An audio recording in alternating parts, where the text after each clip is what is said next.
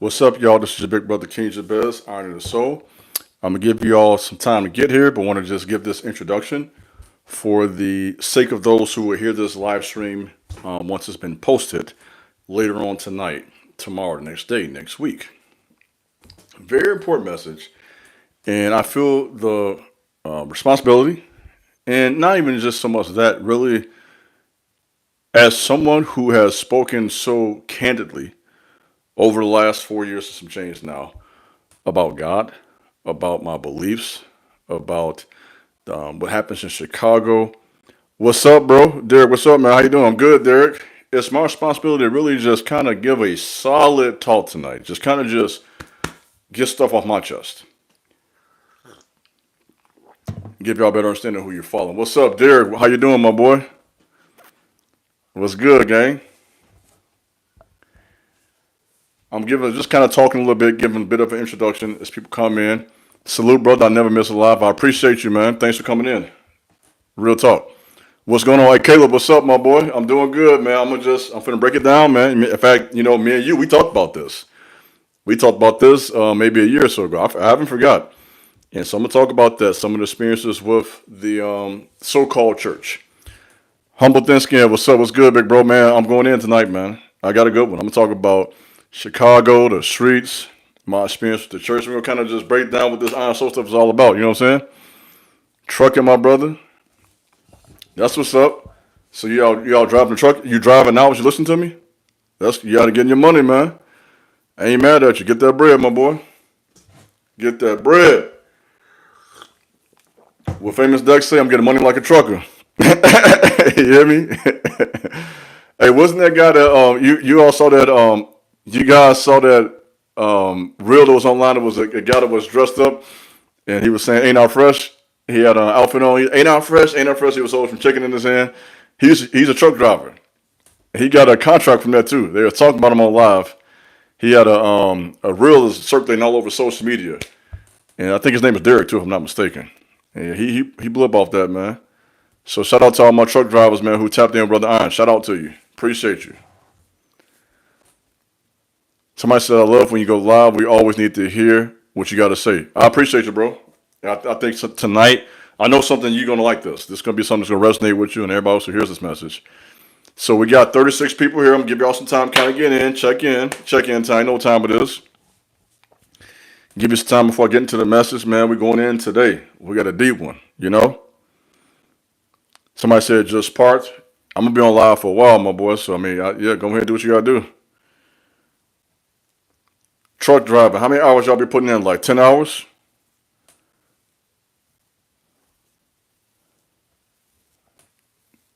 Eight hours, 10 hours.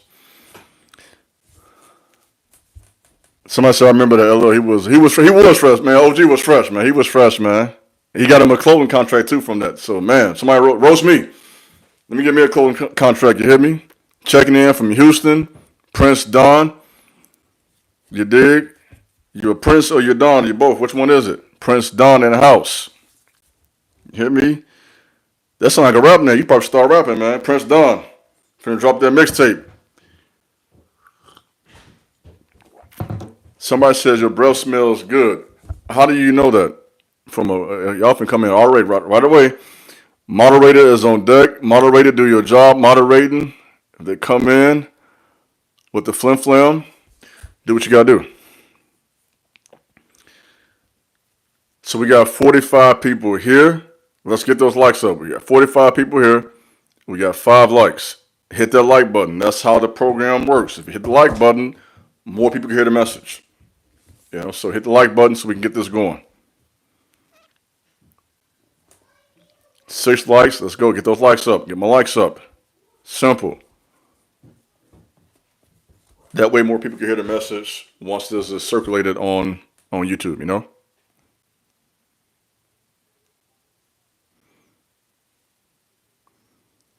Somebody said, what's good, man? I'm good, man. What's good with you?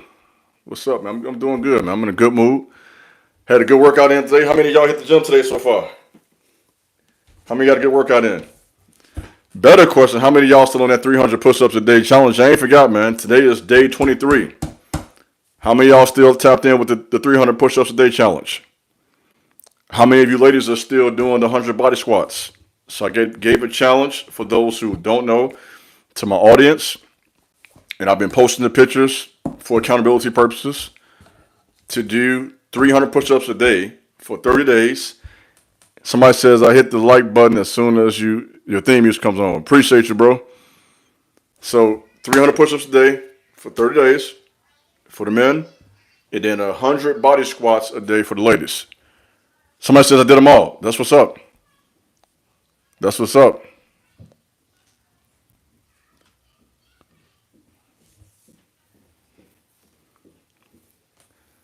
So we talking about that today, the push-up challenge, getting busy, getting to work. Good workout today. I posted it actually on my IG page. Follow me on Instagram for those who don't. The King Jabez. Posted my workout over there today, doing deadlifts, pull-ups, back workout, lawnmowers, the push-ups. So we got to stay consistent, stay solid, get their cardio in too. You know, shoot for that 10,000 to 20,000 steps a day. Sir. Let me go ahead and get you out of here, player, because you come up already crazy. Reckless. Let me get you out of here, player. Somebody said I love doing push-ups in the elevator when I'm doing my delivery. Yeah, that's what's up. When you're out there making money anyway, you feeling good anyway. You know, out there making some money, doing your deliveries, go ahead and get a couple sets in real quick. You know, so that's one thing about push-ups, you can do it on the fly. And also just those basic workouts can get you right. I mean, the push-ups, the pull-ups, dips, run-in, squats. Herschel Walker, a retired football player, he was in elite shape doing just that. A lot of push-ups, a lot of body squats, dips, running. Somebody said, don't forget them legs. You think I don't forget no legs, boy? Come on, dog. I'm 6'2". You think I'm going to do legs, gang? Come on, man. Legs? You mean leg extensions? Romanian deadlifts, squats, lunges, dumbbell squats, body squats. Come on, gang. You know we hitting them legs, man. Come on now. That's how you get your testosterone. That's basic. Come on, man. Come over here with that, man. Yeah, I'm hitting them legs. Somebody says, hope you're well. Been watching your videos. Yeah, I'm well. Hope you're well. You know what I'm saying? Likewise. Somebody say, you taught me some knowledge. I appreciate that. If you learned something, man, that's good. Real talk. Let's get those likes up. 52 people here, 17 likes. Let's get the likes up. Who we got over here? Are you a friend or foe? Because you know some of them are here too. Let me get you up out of here, bro, because y'all come over here. The trolls got to go. So, honestly, with the nature of a talk like this, it's going to be a lot of, for lack of a better word, stupid comments in the comment section. You know what I mean? So I'm going to ignore them the best as I can. When I can't ignore them, I'm going to just get rid of them. So I'll moderate it myself. I'll talk and moderate. I can walk and chew bubble gum. It's easy for me to do that. But I want to talk about in today's live, just kind of share a little bit about my experience, you know, and how, you know, I got involved in Chicago, how I survived Chicago, my experience. There's a lot of talks all over the internet from people, you know what I mean? And they got the right to do this. It's fine. I don't have a problem with it as a Chicago native myself. People from all over the world are doing different talks about the city of Chicago, what's happening in the streets, what's happening in the urban community.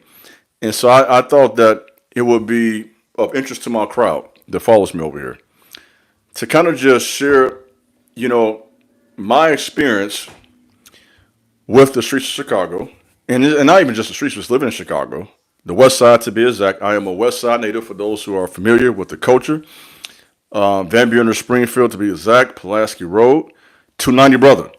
So I know I'm well aware of the culture, and sometimes people can misunderstand that about me because I am intelligent, because I have learned, because I am well spoken.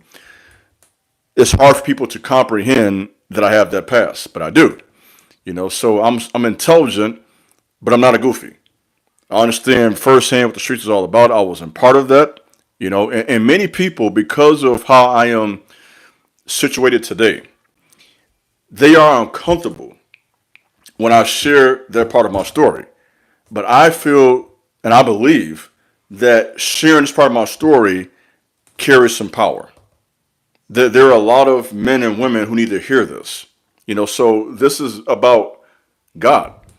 And God allowed me to live in Chicago, to have those experiences, to have all that knowledge and just firsthand experience of that. God does everything for a reason. And he didn't allow me to go through that to now waste the opportunity to share with those who can benefit from that. So I am a firm believer that the trials we go through in life, they are often for our own good, for us to grow ourselves, but they're mostly for other people. So what we go through is to help ourselves, but also other people who will go through the same thing. So how does that relate to me? I'm glad you asked me. What I experienced in Chicago in the late 90s, early 2000s, it is happening all over the nation right now, in Chicago, in Houston, in LA, in New Orleans, over down in Florida, you dig, New York. This is happening nationwide. So I had that experience. God allowed me to go through that for a reason. And so being able to share that with my audience, it's a beautiful thing. So I got some of y'all here tonight from Houston. Somebody said I'm here today from Stanford, California. Welcome. So let me just talk about, just a little bit about Chicago, but also my experience with the church. And so many people who follow me, you have the perception that I am a part of a church. I'm not. I have not been a part of the black church or the white church for 4 years at this point. Since April of 2020, I made a conscious decision to separate myself from organized religion for a number of reasons. And the reason I'm waiting so long to give a talk about this is because there's so many people, monitoring spirits, who will hear messages like this, and the first thing they will do is judge. They're going to make the assessment, okay, you're doing this because you have a problem with God. You're saying this because you are bitter. This is the language that's used when you articulate the clear issue that we have in the so-called black church. And when you begin to articulate that and express that, you're going to have people who want to shut you down because their whole life is wrapped up in that. So I waited some time for a reason, to make it clear that this is not based on bitterness. This is my experience. Now, if you want to go to church every Sunday, that's your business. I don't go. And quite frankly, for the most part, there is a reason. There are many reasons why most men don't go to the black church. It's situated in such a way where the environment has not really been created for us. And so my honest opinion of most churches, not all of them, most churches, they are there. And Kevin Samuels, he did a lot about this too. Kevin Samuels talked about this a lot. He did 2 Hour Lives. He was a part of the church, by the way. I was part of the church. And so he is someone who spoke about it from firsthand experience. And I can speak today from firsthand experience. I'm not some guy that went to 2 services in the church and now I'm making an assessment. I'm someone who was actually on payroll. I worked for a church. I was there in leadership. I know how it goes. You hear me? Firsthand. So I'm not just some random guy on YouTube just talking about something I don't know anything about. I was there on staff, gang. A part of the clique, so to speak. And it became clear to me that this is not what I signed up for. I'm a part of something that in many ways is low-key adverse to me as a black man. I'm going to just give it to you straight. You know what I mean? And it became clear, okay, this is not for me. So, as I began to have these experiences, and somebody says, it became clear to me as an intelligent man, as a thinker. Now, if you're somebody who can't think for yourself, you wouldn't get this. But as a free thinker, okay, something here is not right. And I jotted down a lot of thoughts, so this won't be a rant. This won't be nothing like that. Somebody said, fact, that's how it feels here, there. Have you experienced organized harassment? Yes. Yeah, there is a such thing as religious spirits, and some of them even come to my Iron Soul channel. I see them in the comment section over here sometimes. There are people who follow me just to monitor. They're not supporters. They're not with me. They're so-called Christians who are here just to judge, just to try to make this their church channel. This is not that. I'm going to be honest with you. If that's what you're looking for, it's not what Iron Soul is. And so there are people who follow you. That's where the term monitoring spirit comes from. There are people who come just to monitor your progress. Don't love you. Don't care about you. Not here to help you. They're there to monitor and to control and to really keep you from becoming what you're supposed to become. You know what I mean? And so when I began to become conscious and wake up, I started asking questions. And I noticed this is just a red flag. I'm going to give you some thoughts as they come. I have a number of concerns, and I won't share all of them tonight, probably about 30, 40 of them. I would think about it clearly. And so I'm going to pause, do a little meditation, get my mind and thoughts right. But let me give you this one thought, because we're going to go all over the place today with this one. Let me give you this clear thought. And I'm going to be here for a while, so you need a cup of coffee. If you got some coffee or a Celsius, this could be a long one. One of the problems I had with many of the churches I attended, and I was part of many of them, is that when you asked questions to leadership, it was always, don't question the man of God, or you were frowned upon for thinking. So me being who I am, I'm always been iron, and I've never been a dummy. When something didn't make sense, I asked questions. Okay, this doesn't make sense, bro. And that somebody said religion is a way of controlling. Yeah, it was religion. Yeah, there's a big difference. I'm glad you said that. There is a big difference in religion and relationship. What I have now, I have a relationship with God. I'm not a religious person.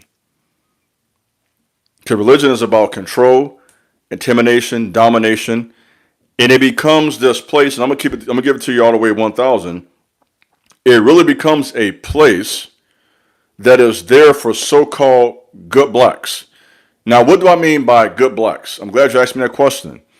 There are some African Americans, people of a darker persuasion, whose whole identity is being better than another black person. Let me say that again clearly.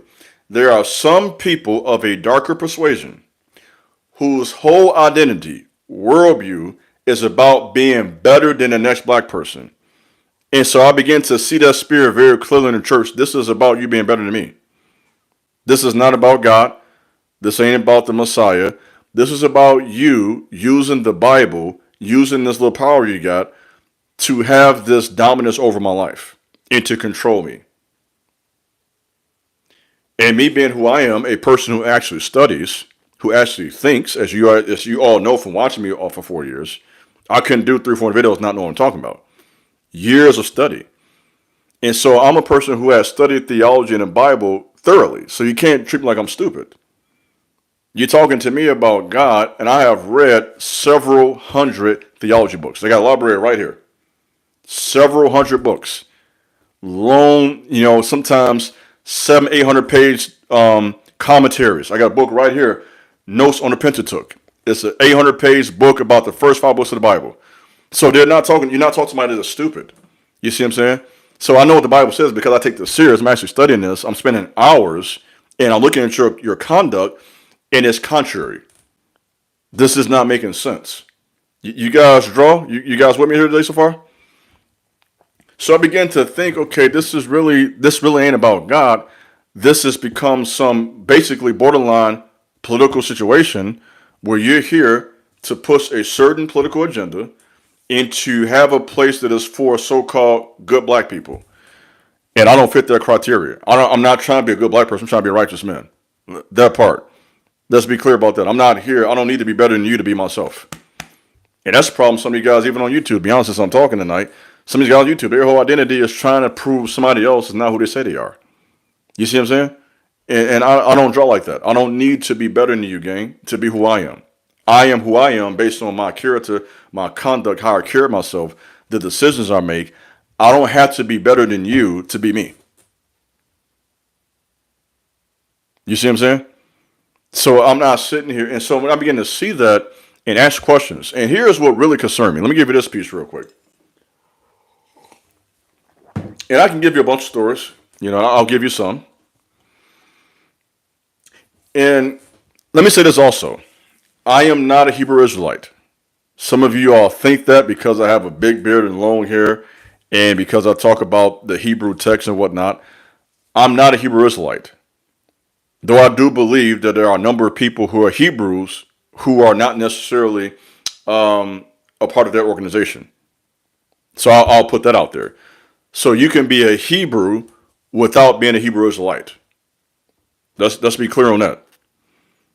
So I am not a Hebrew Israelite, never have been, and quite frankly, I don't even know what they believe. I've never been to one of their services. About all I know about a Hebrew Israelite is I've seen them on the corners preaching in Chicago. That's about it. I've never been to any of their services. So that's not who I am. Let's be clear about that. You know what I mean? And so I'm not a Hebrew Israelite, and I don't consider myself an American Christian. I consider myself, make this statement, I am a follower of the New Testament Messiah. That's who I am. I am a follower of the New Testament Messiah.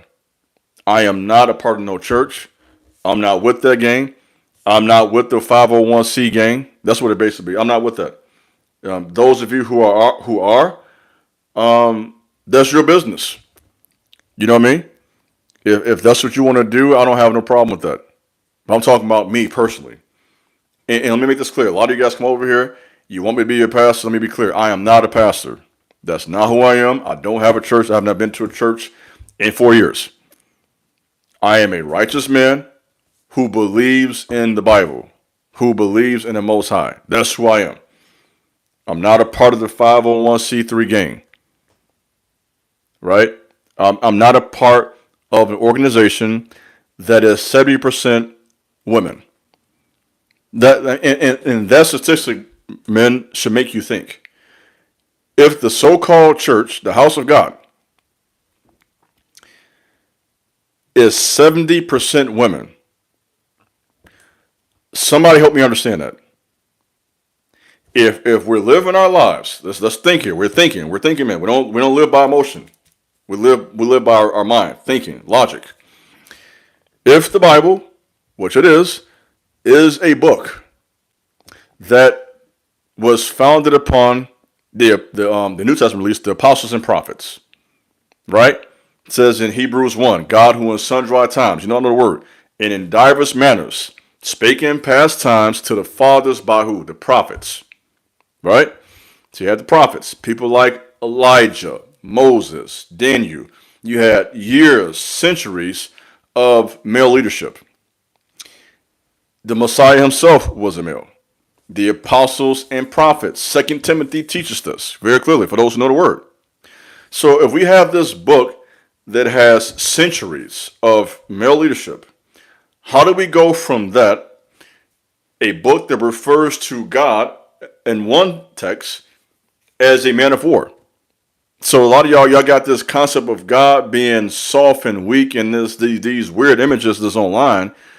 Well, that's not who God is at all. One of the names for God in the Old Testament is a man of war. God don't play no games. So you have this feminized version of the Messiah that was done, in my opinion, from study intentionally to twist and to pervert the scriptures. So America has been given this 200-300 year feminine image of who the Messiah is, which is a lie, by the way. And that's coming out too more and more day by day. It has become a place, in particular in the community, that people don't take serious. And people referring to men. Based on the attendance. This is just what's happening. This is not my opinion. This is based on facts. Based on the attendance, the so-called black church is something that most black men do not want to be a part of. And I don't believe this is because they don't love God. I don't believe this is because they want to be bad people. That's what they tell you. That's a lie. I don't believe it's because they're bad people. I believe as men who are thinkers, right, who use logic, who got to get up every day and work and go out to the real world, realize, something about this ain't right. And this is why, in many cases, the church is dying. Because when they're not, whether you like this or not, when there's a place where there's not a lot of men, it's going to die. It's going to be unalive. That's what's happening. There's no power there. Men are attracted to power, strength, resources, real solutions. And whenever we don't see that, we're gone. Because life is too short, life is too hard for me to be around anybody playing games. So what do y'all think about this so far? Let me get y'all thoughts as I'm talking on this. Let me get y'all thoughts so far.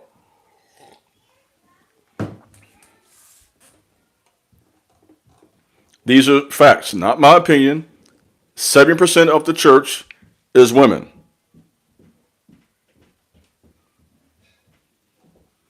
And part of this is because so many people, somebody says facts, I'm solution oriented. Okay, come on, tap in the comment section. You know what I mean? Agreed. Okay, so you guys in tune with me. You guys in tune with me with this one. Okay, facts. Okay, we on the same page. Okay, we get somewhere with this. Here's another problem we have. Sorry about that. So many people of the darker persuasion in our communities, we prefer entertainment over truth. We will go somewhere if we're entertained. And so a lot of church services for a lot of women is entertaining. You have the music. So that's almost like theatrical. You got the colors and the music and the praise dancing, and it becomes somewhat of entertainment to a certain extent. And we prefer that over the truth. And what happens, and for many of these ministers there, you have all these single women who honestly want a husband, who want a man, and they end up trying to make the pastor indirectly low-key their man. And that doesn't work. And so now you're going to a service on a Sunday for 2 hours, and you want this man in 2 hours to be your pastor, your husband, your therapist, your business consultant. You want to put the burden of your life on one man. That's not fair. So it's not fair to the minister who's there. Okay? You don't just need a pastor. It's okay to have a pastor, by the way. I'm not against them. It's okay for you to have a pastor. Some of you need one. Nothing wrong with that. You did. I don't have a problem with that. But the problem with the church is that they want the pastor to be everything. The pastor can't be your husband. He can't be your therapist. You cannot go there with 20, 30, 40 years of problems and expect a man on a Sunday with 2 hours to change all that. It's not going to happen.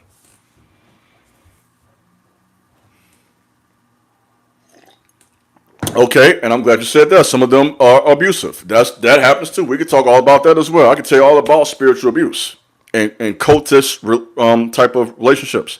When it becomes a cult, it becomes controlling. So you have ministers who abuse people, and you have those who are abused by the people. I got experience. I've seen both of those extremes. I have seen ministers who abuse the flock, and then I've also seen people who abuse the minister. You know what I mean? And, somebody says the good churches are few and far between. That's true. Now, again, clear statement. I'm not here to make a statement about every church. I don't know every church. I'm speaking collectively. Collectively speaking, there's always a good guy here and there. I mean, we understand that. No shame about that. But collectively speaking, meaning nationwide. Nationwide, the black church is something that, based on the reality, the facts, most men are not rocking with it for a number of reasons. You know what I mean? Somebody says it's deeply infiltrated American humanism spirit. We forget that salvation comes from, and that I won't say the word out loud because that can cause some problems over on YouTube. Humanism is an issue. You know what I mean? I don't think that's necessarily a problem with the black church. A lot of them really believe in God, believe in the Holy Spirit and everything else. I think what has happened, what has infiltrated the church in many cases, is sometimes a political agenda. I mean, you go to some churches and you feel like you're at a Democratic rally. You know what I mean? They're pushing these political people on you. If you come here, you basically got to support these people in politics. So I have seen in the so-called black church where there is an agenda to push Democrat people, leadership, politicians onto the people. And then I've been a part of a white church. Now, will they basically push Republican Party on you? So I have seen both churches, the white and black, and some of y'all don't like that, but the reality is based on the reality of segregation and the way the country works, there are black communities and there are white communities. That's not an argument. I know some of you are going to say there's not a black church, not a white church. That's true, but there are churches that are in black communities and there are churches in white communities. That's just common sense. And I've been to both. And I have seen in the white church in the suburbs, they're pushing these Republican leaders. And then in the black church, they're pushing these Democrat leaders. So now these churches are basically here pushing politics. And you didn't come here for that. You see what I'm saying? That's also something people don't talk about. And I've seen that firsthand as well. Here is another thought. We're going to just have a good conversation tonight. This is going to be a deep, long conversation.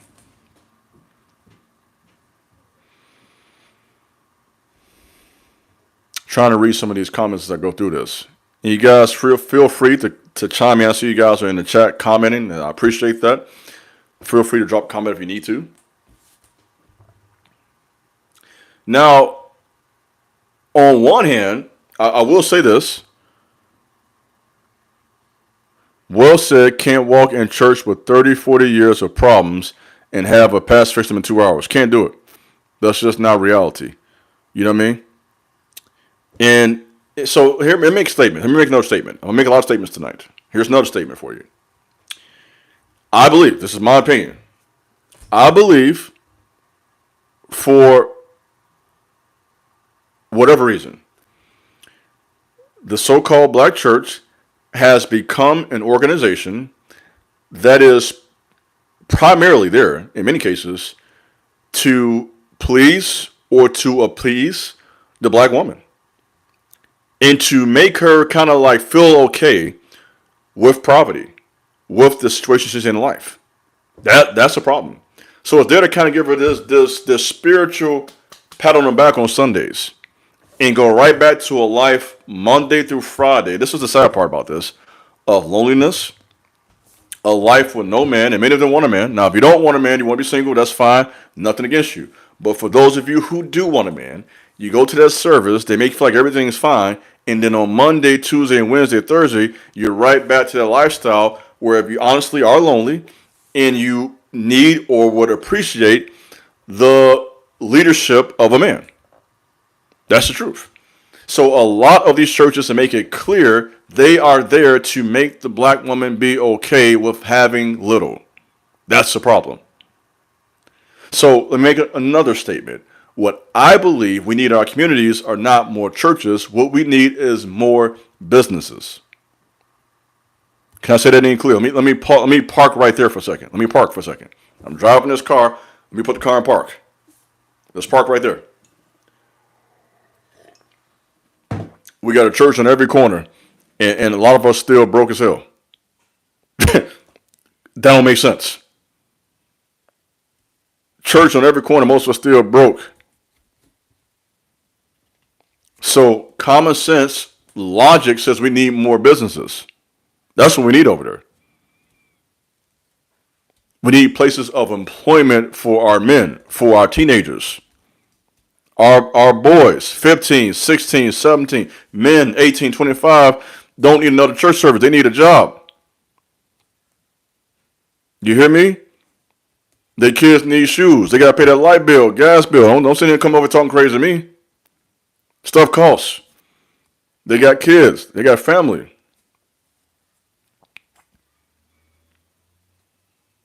Come on now. Somebody said that's why a lot of young black people end up in rebellion. Yeah, they end up in rebellion because it's not, and it's not working. That's true. You know what I mean? And so we need income, revenue, and this is something. They are broke because they are not taught about the kingdom of God and resources you obtain from Matthew 6:33. That might be partially true, but I think it's for a number of reasons. There are a lot of dynamics that create poverty in low-income communities. A number of them: gentrification, housing discrimination, limited funding, poorly funded schools. There are 1,000 issues, and I trust you are intelligent and understand that. What you're mentioning is one, and that's appreciated. But there are a number of reasons for this, okay? And that's something that needs to be discussed. All churches, no businesses, and we still don't get it. You know what I mean? So let me say this for a second. Elijah, Moses, John the Baptist. You think about Elijah, John the Baptist, Moses. These were people who spoke truth to power. most of these so-called pastors are not speaking truth to power. And that was another major concern for me. How can we be here talking about righteousness? For example, give you one example of this. I went to a minister who I respected at the time, was working with him. And I discussed my concern over what happened to Tarrice. And for those who don't know what happened with Tarrice, you can look it up in your own time. This is when I began to wake up. This is when I began to get conscious. I realized, okay, this is not making sense. I'm not a fool. I just knew that he, as a fellow believer, would understand this. And this man looked at me, who I had known for years. I respected him at that point. I didn't after this. He lost respect level, went down after that boy. You hear me?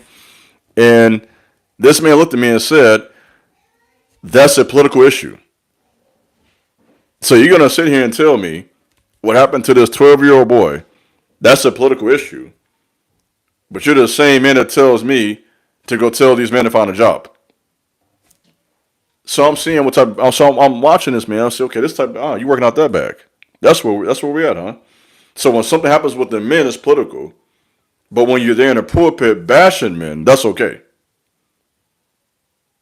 And so I'm consistently seeing that this church is like a direct reflection of the community.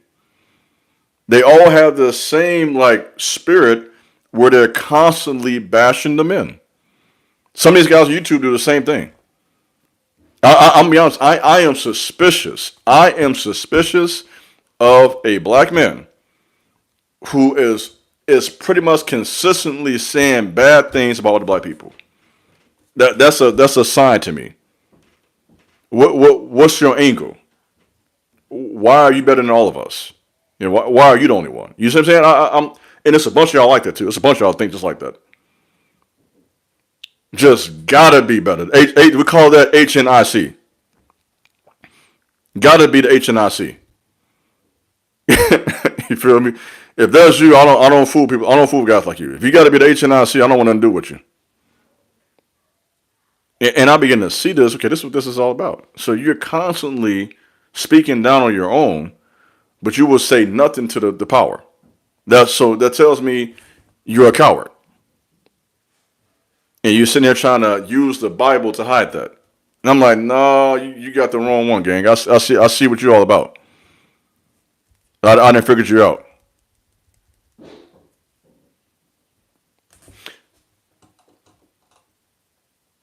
So a lot of these churches, they often hide a feminist agenda. I see a lot of these so-called churches. They talk about God and the Bible and Jesus, but this seems like this is low-key a feminist agenda. This environment doesn't seem like this is for men. I don't know if any of you have had the experience. You've been there. You've been to average church service. And it's like, okay, clearly, am I even welcome here? Okay, this can't be something you're using to try to bring men in. I mean, the singing, the way the service is organized, all the emotion, this seems to be situated for women. No offense. They can have that, but you clearly don't have, this is not for me. That's obvious. And if I'm not telling the truth, why are the men not there? If what I'm saying doesn't make sense, why are the men not there? Let's ask some logical questions.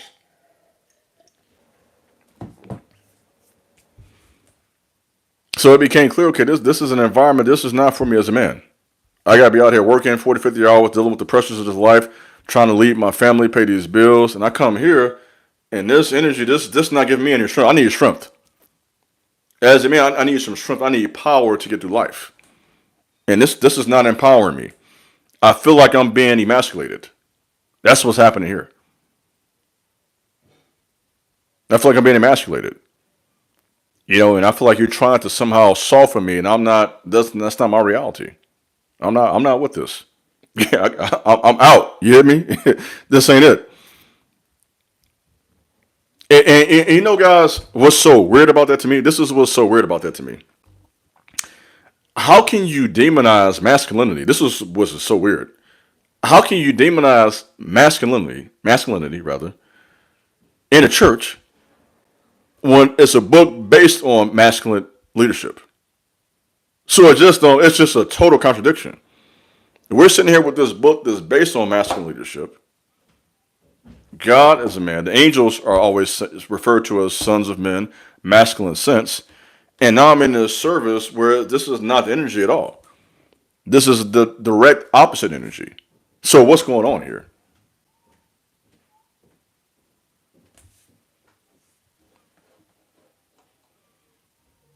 Things that make you say, So let me, since we have this conversation, I'm going to take you to a few verses. If we're going to have a conversation about why I made the decision to leave the American church, I obviously have some scripture to substantiate my stand. Right? Let me make this also clear. I'm also a person who still very much believes in the Bible. Let me be clear on that. I read the Bible every day. So I am a Bible believer. Let's not get that twisted at all. That's what I teach here on Iron and Soul. I am a believer in the Bible. What I am not is a member of the black church.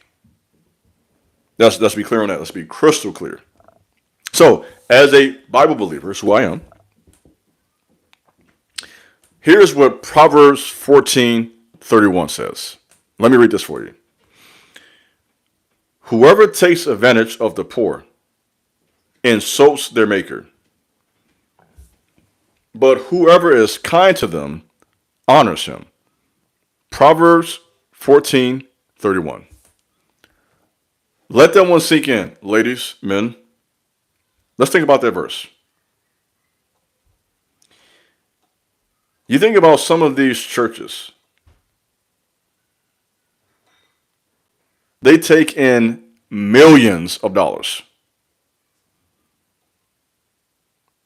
Where are the businesses in the community? All of this tax-free money, how is that helping the young men in the community? The young fathers, young mothers? What's going on here? You got this 501c3 gang with this tax-free money, donations coming in. Some mega churches are taking in several $1 million each year. Imagine what can happen if that was used in the community. Millions.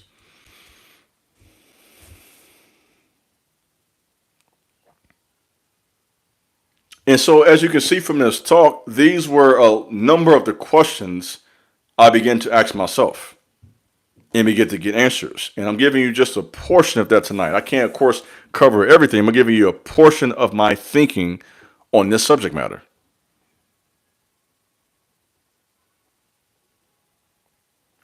So here's another strong statement.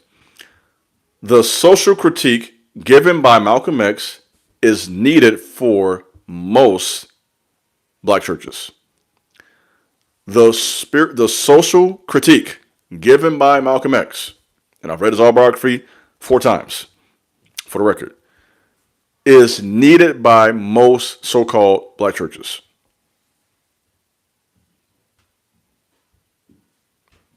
Think about that.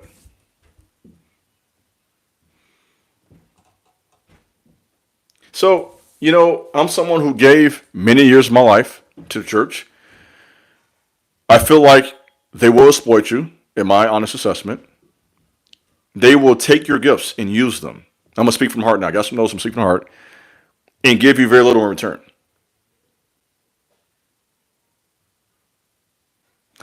They will use your gifts and your talent and treasures, but won't properly compensate you for your time and your work. That's exactly what it says here in Proverbs. Taking advantage of people. And there's a tendency for a lot of these so-called churches to do that in the name of you're doing it for God. No, we're not doing this. Don't blame God for this because you're not doing it for God. You're getting paid for all this. So there's a tendency to basically suck up my youth, take the years of my life where I could be building, growing to build your little empire, which is what it has become as opposed to it being a temple for the Most High God. So that statement being made, there is a tendency for some of these organizations to use the time, the talents, and the gift of the youth. I gave them a number of years of my life. And quite frankly, I don't believe it was truly appreciated. It was something that there's just this weird spirit there. You know what I mean? And what has happened, not in every church, obviously, but in many of these churches, what has clearly happened to me as a person who has clearly studied spiritual warfare. I've studied spiritual warfare thoroughly over the last probably 7 or 8 years.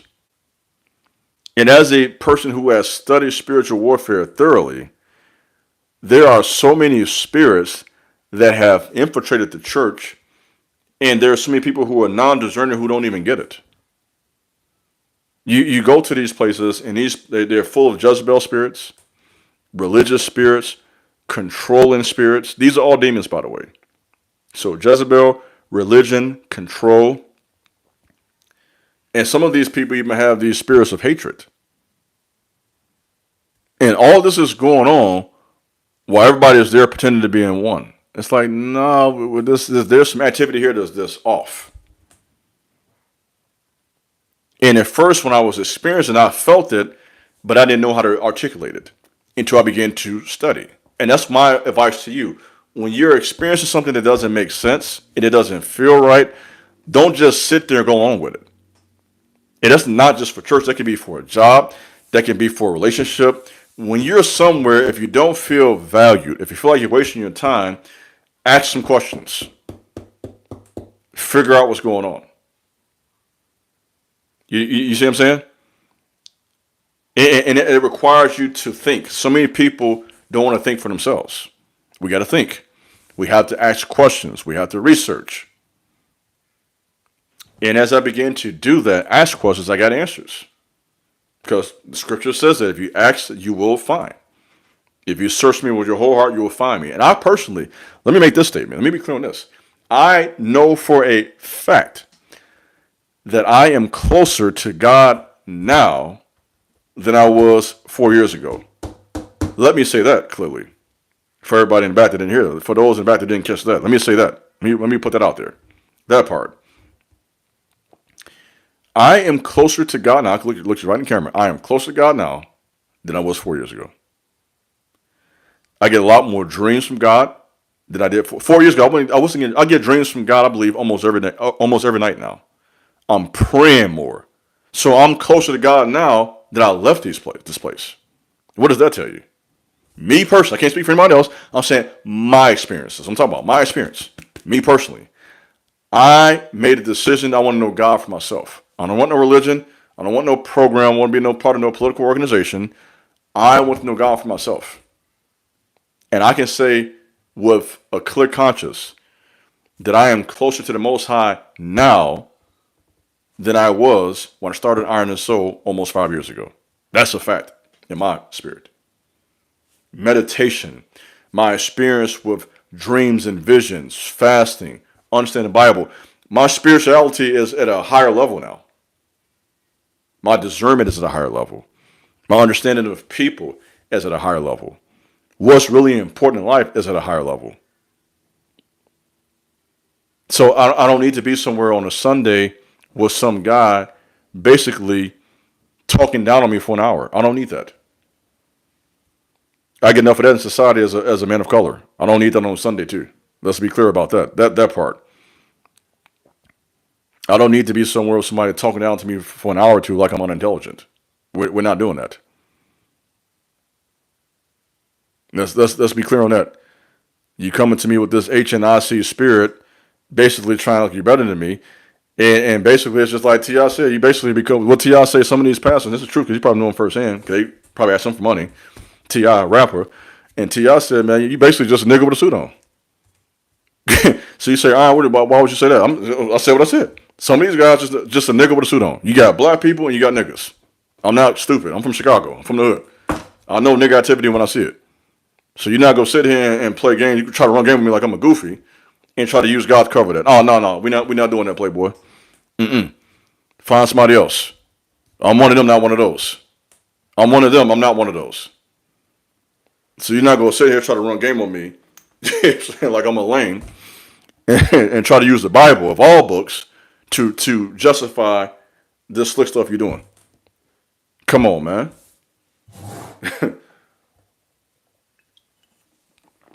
I've been through too much to do that. We're not finna do that, gang. So that brings me to the next part of this message. We talked about my experience in Chicago. This is something that people don't understand about me. Yes, I believe in the Bible. Yes, I am who I am today. I have grown, I've developed like anybody else, but I have a past. I was involved in Chicago as a teenager. 15, 16, 17, 18, 19, I was in the streets, heavy.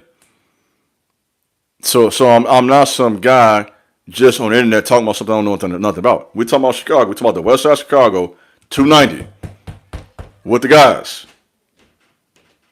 I was part of all that. So I didn't go through all that in life and experience for nothing.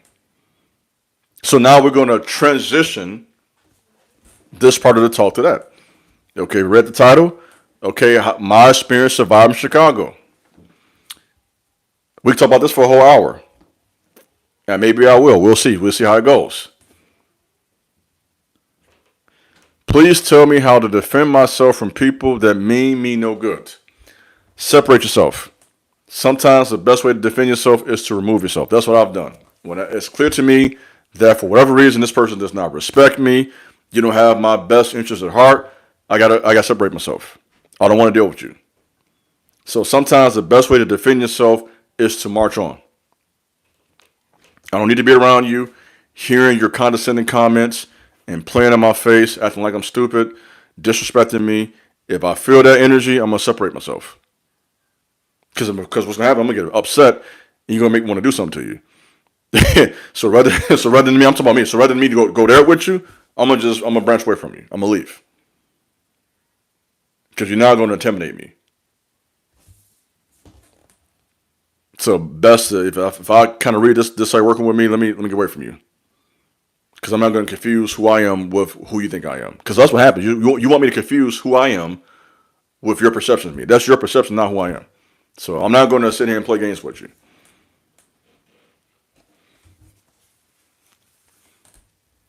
That's your best bet. Separate yourself. If you can't show me respect as a human and honor me as a person, I'm showing you respect, and you feel like somehow you're up here, I'm down there. Let me go ahead and let me show you what I think about that. Let me branch away from you.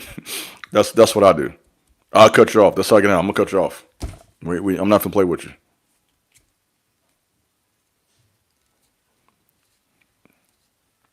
You know what I mean? So, my experience with Chicago. Let's talk about this. Now, here's a question that a lot of people wonder for who are not from Chicago. The gang culture, what's happening in the streets, why a person would get involved. My experience with all of that, and I'll say that for this last part of the message for those who listen this far. My experience with Chicago is not too different from a lot of other people. And, growing up in the city, high school, I played football, basketball, wrestling team. And so I'm a person who always gravitated to hyper masculine energy. That was me. I made a decision. And that was the type of person I am. That was my energy. And so it was natural for me to gravitate to the hyper masculine energy of the streets. That's the type of person I am, how I was wired. I had a stepfather, I had a grandfather, I had older cousins, uncles. So I was always around men. I was a person who grew up around guys all the time. So when I got to high school, freshman year, I played football, wrestling. I was able to use that as a healthy outlet for the energy. You know what I mean? And sports is something that saves a lot of guys from a lot of trouble. A lot of guys save themselves trouble through football, through wrestling, baseball, hockey, lifting weights. You know what I mean? And that's something I did my freshman year. But my sophomore year, I started hanging out with some guys in class. And it started off, my experience in the streets, it was organic. You know what I mean? I wasn't somebody trying to be something that I wasn't. The guys naturally liked me. These were guys I was in class with. We was hanging out, kicking it, smoking blunts. You know what I mean? And they naturally liked me. It was a natural thing. I was hanging out with them for a while. And it got to a point where, okay, well, you're around so much, you might as well just join because that's the way it's looking anyway. People thought I was one. And so I was a person who naturally gravitated to a certain crowd. I had some boys I knew who I grew up with. I was cool with them. These were not complete strangers. And so I had that connection with these guys. I was a likable teenager. So I was somebody in high school that the guys liked, whether it was football, whether it was in the streets. You know what I mean? And so naturally, I gravitated to that. I was in school, I'm a lot more serious now as I, of course, mature, but I was younger. I was in school, cracking jokes and whatnot. Somebody say wannabe. I mean, that's what you think. You don't know me, homie. Well, no, wannabe. It was natural. I just told you that, goofball. I didn't go to them and say, can I join? I was cool with all the guys. I was one of them. So, and that's the problem with the internet, man. People think they know. You don't know me, gang. What you're seeing now is a person who's intelligent. You don't know me, homie. Let's put that out there. So, at a young age, got involved. Moved to the west side of Chicago. Fast forward a little bit. Okay. Let me read some of these comments coming through. Yeah, so I moved to west side of Chicago my sophomore year. Where I moved in Chicago was a known gang territory. I don't have to say the name on camera. I don't want you to know this. But it was a known gang territory. This is fact where this particular gang started. I moved over to Van Buren, Springfield. For those who know Chicago, it was over there, right? So I moved to this neighborhood. Now, mind you, how this all worked out, a couple of guys who were over there, I knew them from Bellwood, Maywood. I grew up in Bellwood and Maywood in town. Bellwood and Maywood, for those who don't know, is just as bad as Chicago. It's like a mini Chicago. In some cases, it's worse because it's 21 blocks and everybody knows each other. And so you had a different gang on over every street. So you had this culture that was created that was right there before you. And so my sophomore year, I moved to the west side. My family owns buildings over there, did for a long time. And where I moved, to show how this all worked out, everything works for a reason. Where I moved is where this particular gang started. It was originated here. And so I moved to that neighborhood, and I was living out there going to school at Proverbs West High School. So I got involved. So I went to the guys over on the west side and made it official. I put it that way. And so they have some prayers. You face the east. It's a known thing. In fact, right now in my own personal study, I'm reading through the Quran as well. I'm trying to broaden my horizon in terms of my knowledge. And so I'm reading through the Quran because we're seeing that a lot of young black men right now are becoming Muslims. And so what you may not know is that those who are under the 5-point star in Chicago learn Muslim prayers. And so when I was 16 at 26 in California in the county jail, we had to memorize 4 or 5 Muslim prayers. You understand? And so let me go ahead and get this guy from over. Don't come over and ask my another YouTuber. I'm going to deal with that. Period. I don't care about that. I'm not mentioning all the man over here. Ask him, has he heard about me? You know what I mean? And so I'm learning these prayers. I got blessed in, got initiated. It wasn't no initiation. It wasn't like I got, jumped in, nothing like that. It's not how it works in Chicago. So I joined. So my sophomore year, I was involved. And I'm the type of person that, even now to this day, whatever I do, I'm going to do it 10 toes down. And so I was whatever the guys was with me was on, I was on there with them. So I got into a full speed ahead, started jumping on guys, all type of stuff. I was fully involved. I'm sharing my story. This is my testimony. Some of you guys will know this about me. I wasn't just some wannabe. This is what I was doing. And so I'm a part of the guys. You know how it is in high school. We get into fights on the bus, 310, sometimes on the bricks. Got into a full speed ahead. And the day that I got, they call it blessed in. That's the terminology used for when you join. You have a guy who says these prayers over you. And I knew after I joined, my spirit felt different right away. I'm a person who understands the spirit realm and God, everything else. And when I was in that room, we were facing these and we were saying these prayers. And this guy laid hands on me.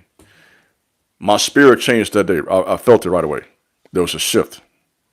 And so we said these prayers, and there was how can I articulate this? There was kind of like this aggression and this anger that I kind of already had anyway as a teenage boy that was increased. And it got worse from that day on. And so I noticed that my energy changed almost right away. So that being said, there is a spirit behind the gang culture. And I'm aware of that fully from my own experience. You know what I mean? And so that day we were riding around, we were listening to Jay-Z. I'll never forget this. We listened to Jay-Z at the time. It was very popular in my lifetime. We listened to the whole album. I can remember who was in the car. It's about 4 or 5 guys. There was a guy named J-Dub who was driving the car. Um, Somebody said all of that is retardation. So, okay, so let's go and get you out of here too. So, and I knew that once I began to discuss this, there'd be a lot of weird comments. I'm going to say it anyway. I don't care about that. You're not going to control my platform, what I'm going to say. So, we're listening to Jay-Z. So you think about the streets, the hip hop culture, there was a connection. And a lot of times the theme with hip hop itself is all of these young men nationwide trying to escape poverty. That's a big theme. If you look at some of the talks, think about, for example, okay, I'll break to you this way. Boom, 50 Cent, Get Rich or Die Trying. You think about some of the groups in Chicago, Chief Keef, Finally Rich, Mubu, Man Up, Band Up. See, look at the terminology. You see all these young men in the communities who are tired of being poor. And nobody's discussing this. You got all these young men who are tired of being poor, who haven't always had the proper guidance. And so this culture is right there for them to jump and join it if they want to. So 15, 16, I'm involved.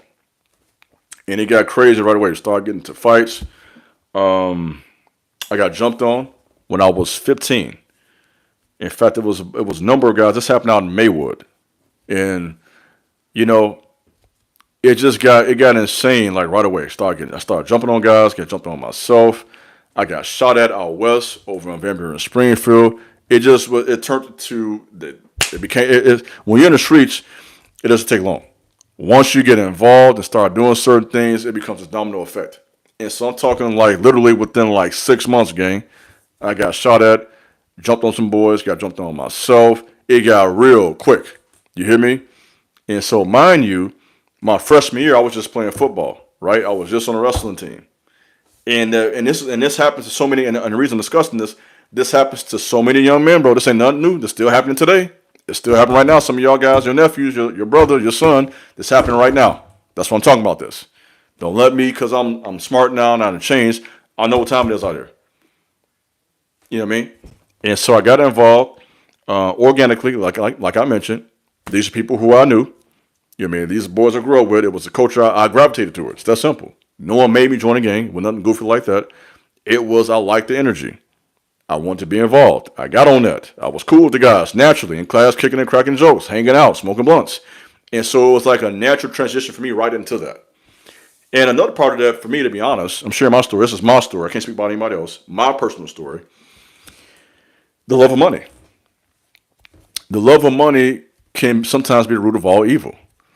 And I saw a boy who I grew up with. We went to the same junior high school out there in Maywood, Bellwood. His name was, I won't say that on camera because some of them probably still involved. But let's just say one of the guys from West Side Chicago, okay? Over on Van Buren Springfield. I got to be careful because this stuff's still going on. And I saw him one day. I came home from school. I had a book bag, right? Like anybody else 15, 16 in high school.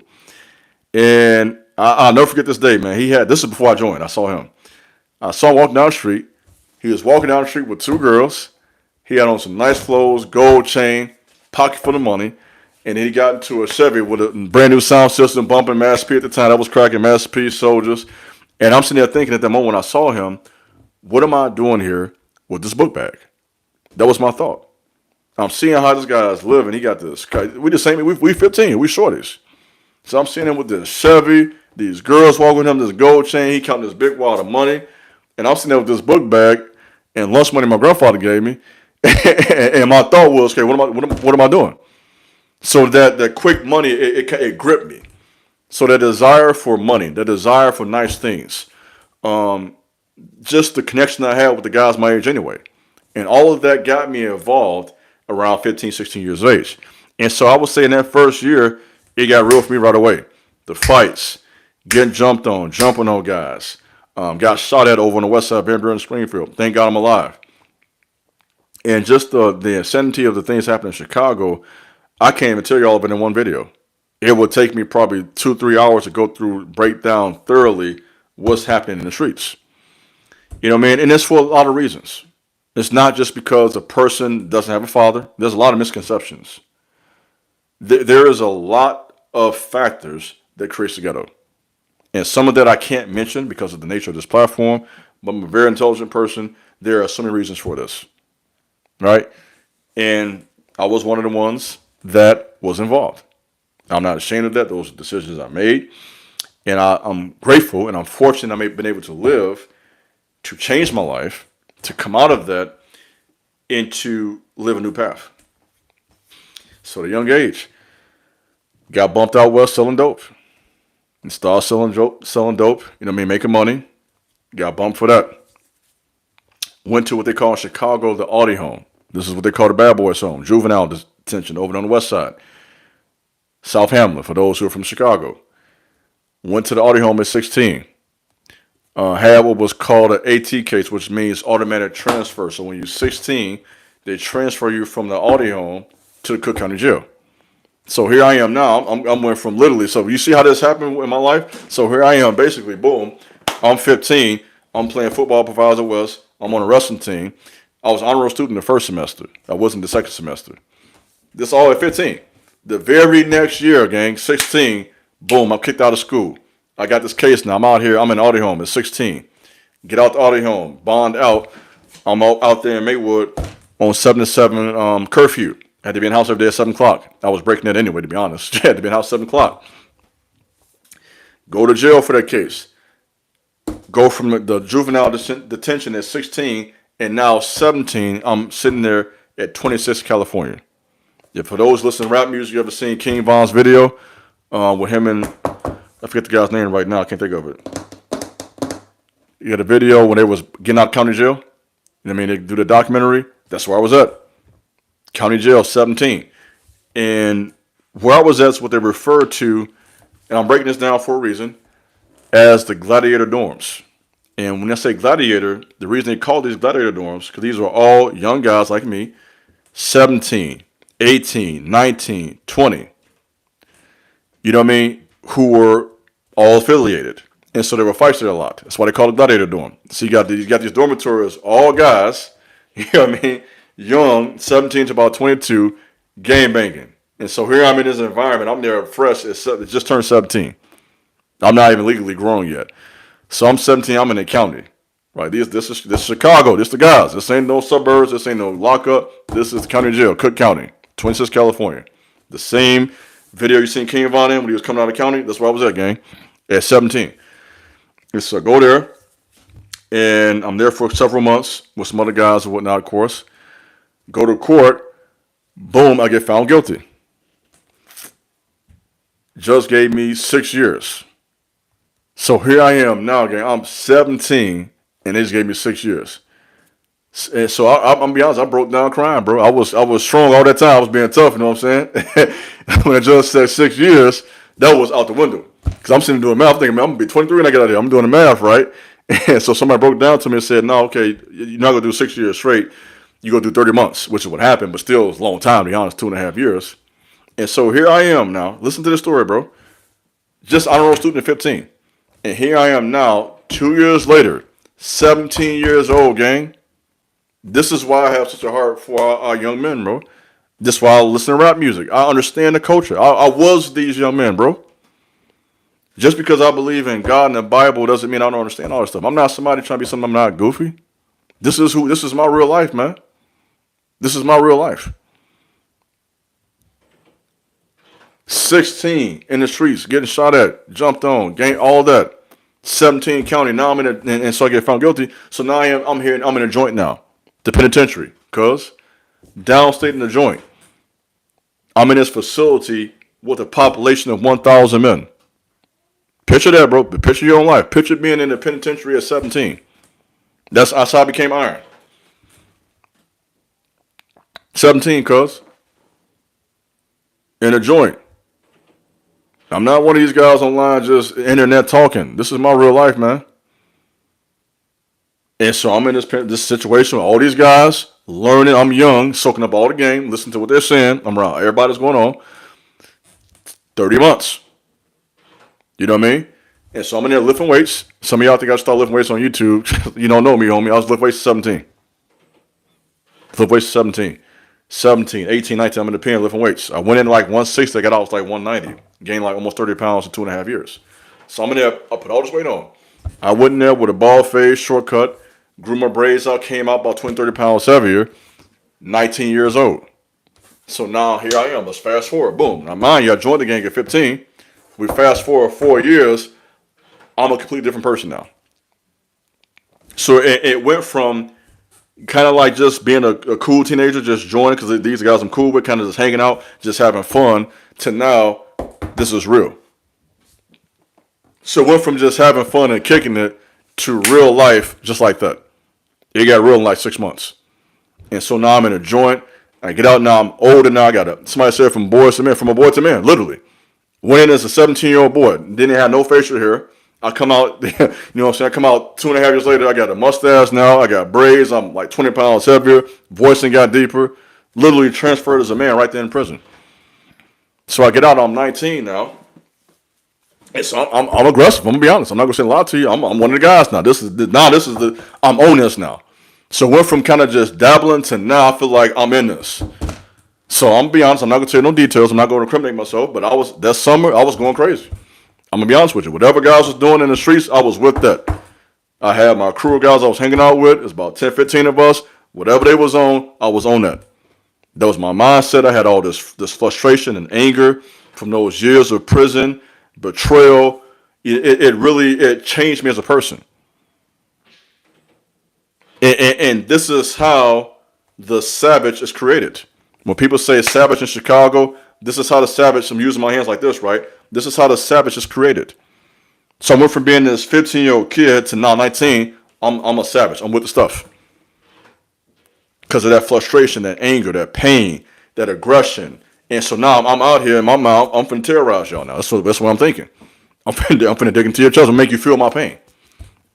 And so let's just say I thank God I got locked up again that summer. Let's just say I thank God I got locked up. Because I was doing stuff that was going to get me hurt, to be honest with you. Do you think all that happened, do you criticize the youth or do you empathize? Do I criticize the youth? No, that's an easy question to answer. You can't blame a kid. Like, for example, Chief Keef when he was 15. You can't blame, I'm glad you asked me that question, gang. Give me a chance to explain this. I'm glad you asked me that because I've been wanting to say this for a long time now. Good question. A+ question. You got to be crazy, bro. If not you, I'm saying anybody thinks this. You got to be crazy if you blame what's happening in Chicago, gang, on a 14, 15-year-old kid, then you don't know what's going on at all. You cannot blame the city of Chicago on somebody like Chief Keef or L.A. Capone or Lil Durk. I'm from Chicago. It's a lot deeper than that, bro. I mean, obviously the kids, the young men have a responsibility. There's certain things they do. They're not innocent. I'm not saying they're angels. I'm definitely not saying that.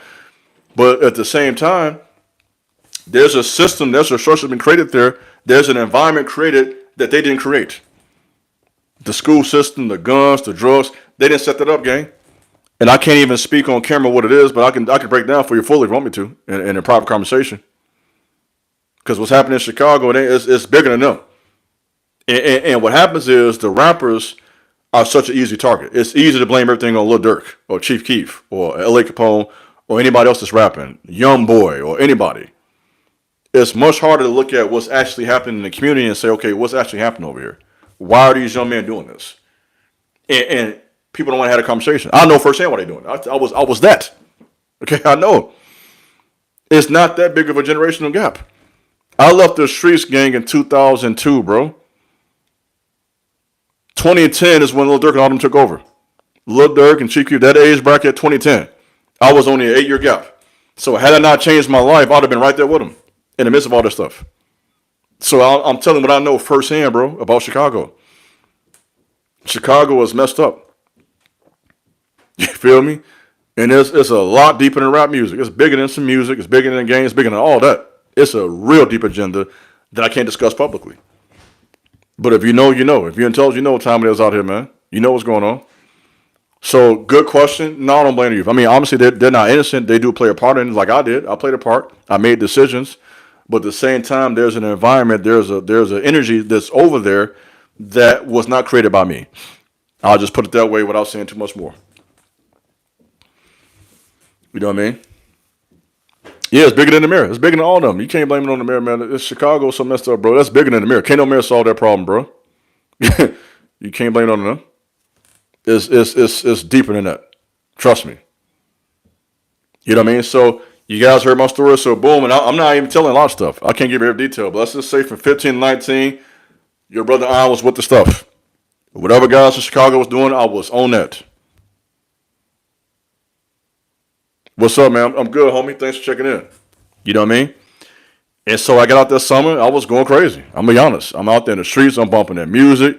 I got the Lil Wayne on in the background. You know, I'm with the guys in the Chevys riding around the streets, bending corners. I'm on whatever y'all on. Because now I'm out here, I'm hungry now, I'm aggressive. I want some money, I'm gonna do whatever it takes. And thank God I got locked up. Somebody said, I understand what my guys mean, though. I'm not sure what you mean by that, but I guess you can explain yourself a little further. You know what I mean? And so I was involved, man. I was involved deeply. Understand the culture behind rap. Understand the desire to escape poverty. And even if you listen to most rap music, right, even right now, hip hop, what are they almost all saying collectively? They are all talking about escaping being poor. That's the issue. And that goes right back to the church situation. Everybody over here broke. You see what I'm saying? And so trying to tell this 15-year-old young man, 16-year-old young man, 17-year-old man to go to a church service, he's like, okay, I hear you, OG, but I'm broke. You hear me? And so you listen to most rap music, these are people, young men, who are tired of not having anything. What did T Grizzly say in the song First Day Out? You know I know rap real good. I'm a borderline rap historian, to be honest. What did T Grizzly say in the song First Day Out? Being broke did something to my spirit. I asked guys to plug me out, they didn't hear me. You see what I'm saying? So T Grizzly, Chief Keef, finally rich. 50 Cent, get rich or die trying. Man up, man up. Get your funds up. That's what are they all saying? NBA YoungBoy, never broke again. It's common sense, gang. These are all young black men who are tired of being poor. Mama didn't have nothing. The family poor, and so now I'm a young man. This don't feel right. Very sad, and rap is very depressing. No, rap is very real. It's deeper than just depression. It gives you strength. Some of the songs talk about their experience with their families. It's deeper than that. It's very complex. Read Jay-Z's book, Decoded. It's a 400-page book. Breaks down what rap really is. It's deeper than that. That's one opinion, but that's an opinion I don't agree with, to be honest.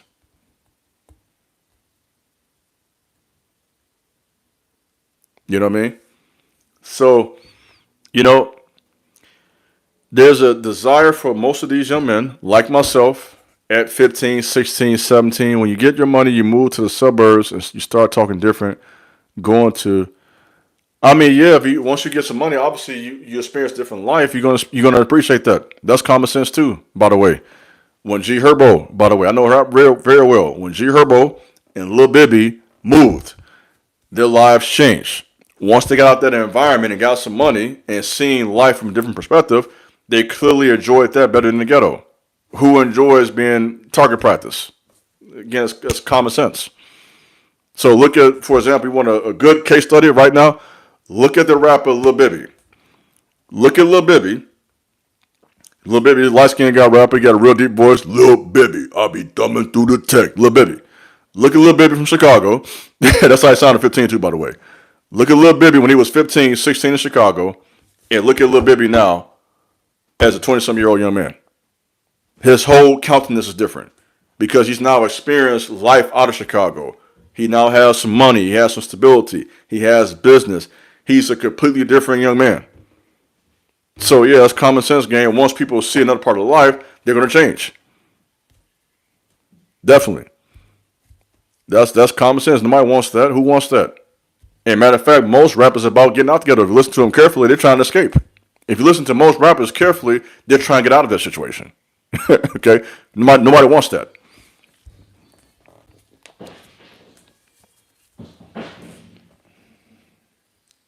That's common sense. Listen, most of them are talking about getting out. L.A. Capone. Look, give me one rapper who was good That ain't talking about getting out the ghetto. That's always the goal. Duh. Who wants to be over in the ghetto broke, dodging bullets? Nobody. I mean, they speak about it. They share their experiences. Of course, they live through all of that. But at the end of the day, and Nipsey also said this, by the way. Nipsey said this one of his talks. It's online right now. Rest in peace, Nipsey Hussle. The marathon continues. All that. You dig. Nipsey talked about this. Most people don't want anything negative. Most guys want to get out of that. You got a few guys over there who like the ignorant stuff, but for the most part, most people over there, if they had a better option, they would take it. This is what I know for a fact. And I'm one of them who did. You looking at right now one who did, my boy, sis. You look. That's what iron is. Iron is a young black man who lived through all of that and realized this ain't it. This ain't it. That was my experience. I'm out there with the stuff, with the guys involved, and at 19 I realized this is not it, gang. There gotta be something else. So me personally, this is how I became iron in the soul. I started reading the Bible. I started praying because I realized, okay, this is driving me crazy. This lifestyle, this stuff in Chicago, this stuff driving, this is making me insane. So my way out, I turned to God. Now everybody got their own different paths, but for me personally, that's why I have such a deep knowledge of the Bible. I didn't need no pastor to tell me that. I didn't have no pastor talking to me in county jail. I was in county by myself reading the Bible. That's why I started that. I'm not somebody that just got online, Google, and research who God is. I started in a county by myself at 19, reading the Bible for hours, praying, fasting, doing semen retention. All the stuff I teach online right now, to the men, all the stuff I teach you guys, I started that myself at 19, gang, 20, 19, 20, 21, 22. I was doing semen retention, reading the Bible, fasting, praying. I just started this on YouTube. This ain't something I started doing for a YouTube video. This is my real life, man. You see what I'm saying? And that's what Iron and Soul is all about. That's what my brand's all about. This has been my life experience. I've been through the streets. I went through all that, but I got out of that and turned my life around and got serious, bro. Got out of jail. Went to college. You got to my story. Went to college. Got a degree. Finished school. Played college basketball. Turned my whole life around. You see what I'm saying? Went from all of that to a complete 360. That's what you're looking at. Not no wannabe. I'm not no wannabe nothing, by the way. For the record, I'm not a wannabe anything. What you see with me, my boy, is what you get. When I was in the streets, I was in the streets. That's who I was. And when I got out of that and made the decision to live a different way, this is who I am now. And it's still who I am. I haven't changed in some regards. I still have a certain nature about myself that won't change. That's who I am. You know what I mean? And so when I talk about the streets and what's happening, I am a man who has lived it firsthand. You're looking at it right now. If you're watching this, you are looking at a living miracle. You know how many people in Chicago don't get a chance to live to be my age and to get out of that? You hear me? You know how many people just literally are unalive in Chicago every single day? So the fact that I'm here today talking to you in my right mind, and have been doing so for almost 5 years, that's a miracle of God, bro. You're looking at right now a real life, living, breathing miracle. That's what you're looking at right now. That's who Honor Soul is. A young black man who has been spared by God. Period. There ain't no rocket science. Who made the decision to follow God, who really cares about the community. A real one. Not no fake, not no studio, nothing. This is a real deal with me, man. That's why you guys follow me. Some of y'all didn't know that about me. You know now.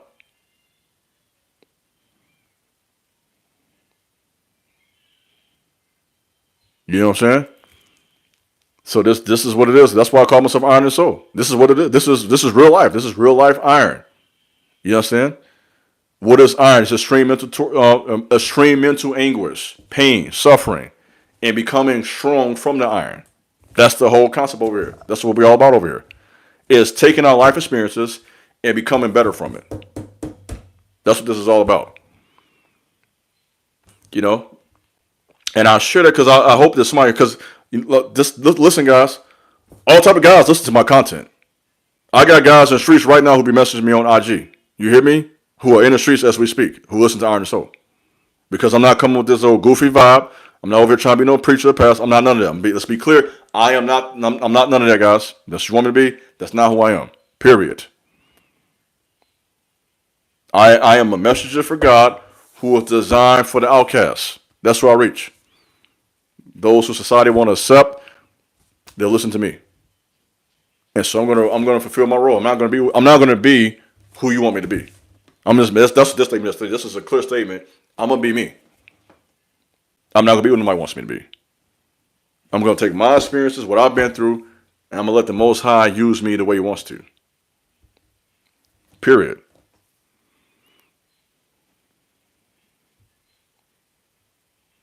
Somebody says you are an example of why men should walk in faith and not fear. Real talk. Great testimony, man. Yeah, appreciate that. Definitely. All praise to the Most High God. You know what time it is. Thank you for your testimony. Pray God will bless you, man. Yeah, he blessed me every day, man. I appreciate it. He constantly blessing. Yeah.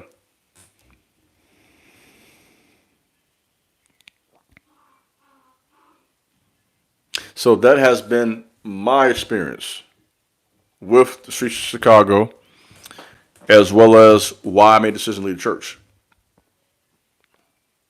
So here I am, a guy who knows a lot about both institutions, the streets as well as the church. And right now, I'm not part of neither one of them. I'm not a part of the street. I'm not in the streets.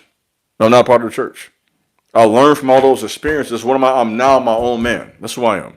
I am my own person, following a righteous path and trying to lead others down a righteous path as well. That's who I am. I'm not trying to be anything but myself. Period.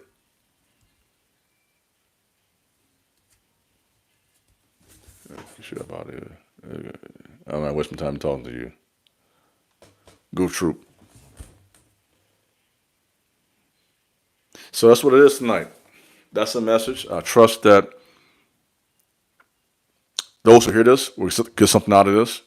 I think it'll give you strength with your own problems. You may not have experienced what I've experienced, but we all have our iron in the soul, right? We all have our demons that we struggle with. Let me put that out there. We all have our battles, whatever you may be going through. I don't know what it is, but let me say that, you can get through your problems. Some of you going through stuff right now. Some of you right now are going through financial problems. Some of y'all may be struggling with an addiction. I don't know. But we all have our demons. And I trust that what I've shared tonight can be utilized by you to face your battles.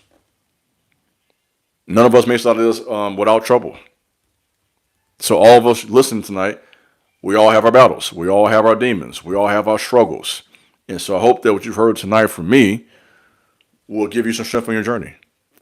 I hope that tonight's message will inspire you to do a lot of things. Number one, think for yourself. Let me put that out there. Two, be yourself. Don't try to be nobody else. A lot of people want to be somebody else. Be yourself. Don't be a copycat. Don't be a follower. Be yourself. That's who God made you to be. Don't just follow the crowd. So many people are just follow everybody else. Be your own person. You know what I mean? Be the best version of yourself. I'm not trying to be nobody besides Iron. Period. Study. If you're going to do something, whatever it may be, sports, business, whatever you want to be in life, research. Know what you're doing. Don't allow somebody don't just half do it. If you're going to do something, do it right. When I made the decision I was going to follow God, I did it right. I read hundreds of books. I prayed for hours. I studied for hours. I fasted. So I took it serious. So if you're doing something, take it serious. That's what Iron and Soul is. It's about discipline, being consistent. Somebody says be true to yourself. You know what I mean? Doing what you need to do. This message should inspire you to overcome adversity. That's what growth is all about. If we're going to grow, it often happens when we overcome hard times. You know what I'm saying? So we've been in here now about an hour and a half. Who got any questions for me? Let's take some time out for some questions.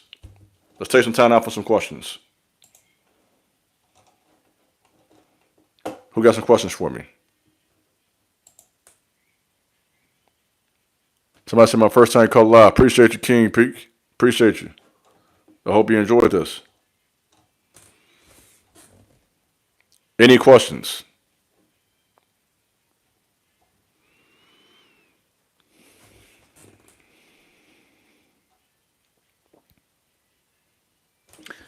How to get back up when being knocked down?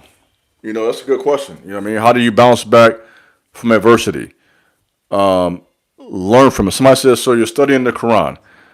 I don't know if I would say studying. I'm reading through the Quran. I'm reading through it because I want to have a understanding of what so many people believe that look like me. There are a lot of men who look like me who are reading their book. So as an intelligent person, as a spiritual person, I want to understand what they're reading and why they believe it. Do you believe you can leave gangs alone? Do you believe you can leave gangs alone to heaven? You can leave if you want to. You know what I mean? Yes, you can move on. I do believe you can change any situation you're in life. If you want to make a decision, move on, you can do that. Somebody says, I do literally watch you every day, big bro. It really helps me with the youth on my job. I appreciate you, bro. Yeah, real talk. The youth need help. The youth need us. Let me put that out there. The young men we're talking about here tonight, young men, young women need our help. Okay? That's a big need. Real talk. So I appreciate that, my boy. But to answer your question about adversity, how do you bounce back? Learn from the experience. Prayer can help you get that strength. Get stronger. And I think what helps me bounce back from a hard time is realizing this hard time was for a reason. How do you meditate properly? If you want to meditate properly, I would suggest read some articles written by Gandhi, one of the legendary leaders from India.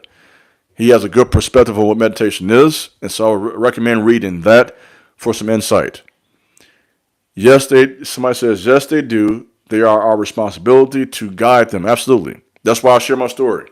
That's why I'm on Iron and Soul. Okay, I understand that what I've been through is for me, but also for those who go through the same thing. So the youth need our leadership. For those who want it. Some of them don't want it, and you can't push it on them, but for those who do, real talk.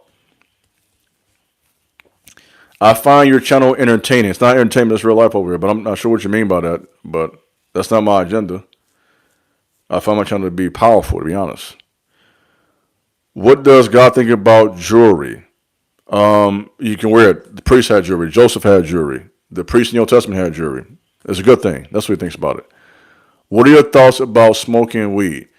I wouldn't do it. I recommend as a man, as a woman, to be as sober as you can possible in this world. The world is so messed up. There's a lot going on. So my personal belief is to stay sober-minded. Is love a motivating factor in everything that you do? No, that would make me perfect if it was. I'm not going to lie to you. Are you a Christian? If you are, does doing does include price of sin? I am a believer of the New Testament Messiah, is who I am. I do not consider myself an American Christian and what it's become. That's who I am. What's the scar on your eyebrow? That happened in the streets. That happened out in Maywood at 15 years of age. I had it since I was 15. That's a long, I could break that down too probably at some point since I'm talking about that. Got jumped on by a bunch of guys. That's what happened. And the streets being what the streets are, that's nothing. Who are your top 5 rappers? Man, that's a hard question, but you got me with that one. Man, if I got to go off just off my head, number 1, Tupac Shakur. I would have to say number 2. Man, that's a hard question. Tupac. I can't put them in order. I'm going to just say 5. I'm not going to say in order. Tupac Shakur, Nas, DMX,